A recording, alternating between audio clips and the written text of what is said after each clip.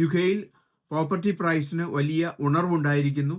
ഇതിന് പറയുന്ന പ്രധാനപ്പെട്ട കാരണം ഫസ്റ്റ് ടൈം ബയേഴ്സ് പ്രോപ്പർട്ടി മാർക്കറ്റിലേക്ക് കൂടുതലായി വരികയും അതുകൂടാതെ തന്നെ buy to let investors property മാർക്കറ്റിൽ നിന്ന് വിഡ്രോ ചെയ്യുന്നതായി കാണപ്പെടുന്നു.